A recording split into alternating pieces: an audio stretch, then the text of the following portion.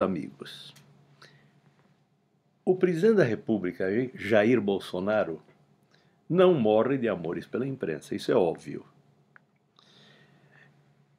Ele acredita, talvez equivocadamente, que as redes sociais resolvem completamente o problema. Ele foi eleito, em grande parte, em função de uma atuação, eu diria, competente nas redes sociais.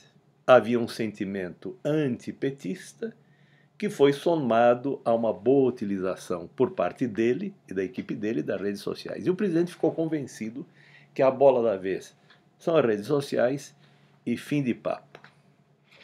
A realidade não é essa. Aliás, eu tive a oportunidade de dizer isso a ele no segundo café da manhã, que foi organizado no Palácio do Planalto para jornalistas. Eu estive no café da manhã e fui dos primeiros que fiz uma pergunta ao presidente da República. E ao fazer a pergunta, eu disse a ele: presidente, o senhor acha que a bola da vez é a rede social, mas o senhor precisa conversar com a imprensa tradicional, com a imprensa de conteúdo que produz, ao longo do tempo, conteúdo de credibilidade. O senhor precisa falar com a imprensa. Por quê? Porque a opinião pública, de alguma maneira, ela é formada através dos meios tradicionais de comunicação.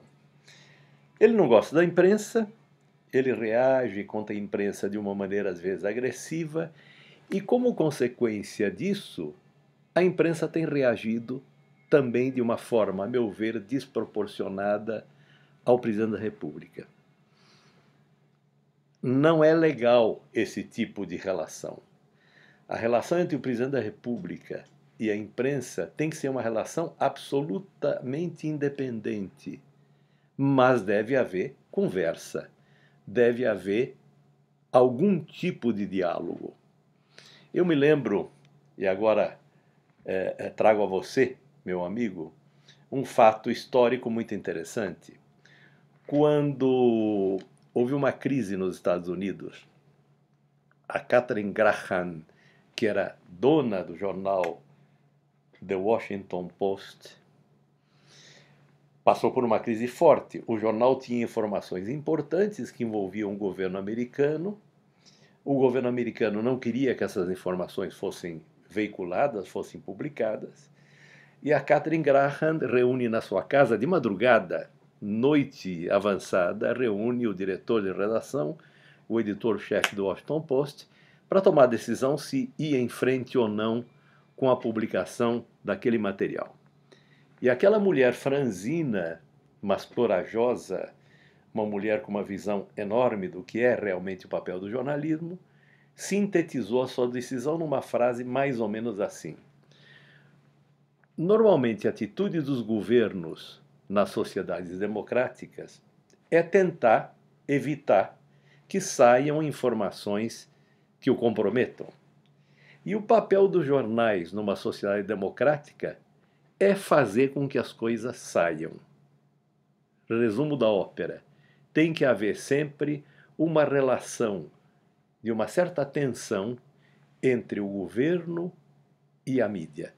Não pode haver promiscuidade, mas tem que haver conversa, tem que haver diálogo.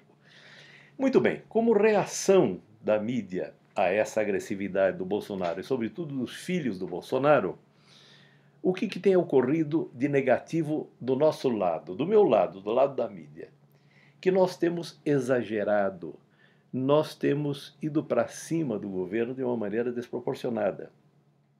Dá a impressão que está, de alguma maneira, reaparecendo o que ocorreu no segundo semestre de 2018, quando todos nós batíamos o Bolsonaro, todos nós apresentávamos o Bolsonaro como um candidato a presidente da República, uma zebra do processo eleitoral, e o Bolsonaro foi avançando, avançando, avançando, e terminou eleito presidente da República. Está na hora de nós fazermos jornalismo propositivo. Isso é, nem anti-governo, nem a favor do governo. Fazer o que nós temos o dever de fazer. Jornalismo. Dar notícia. Dar notícia independentemente dos envolvidos nos fatos noticiados.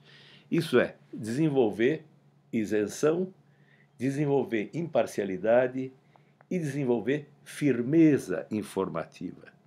Com isso cresce a democracia. A democracia demanda um jornalismo isento, um jornalismo firme, um jornalismo imparcial, mas um jornalismo capaz de noticiar sem nenhum tipo de preconceito, sem nenhum tipo de atitude, digamos, negativa, os fatos da cobertura política.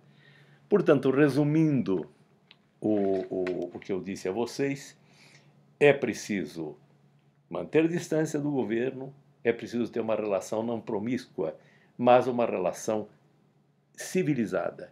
Independência e conversa. Independência e diálogo. Eu acho que resumi em breves palavras o meu recado na nossa conversa. Grande abraço.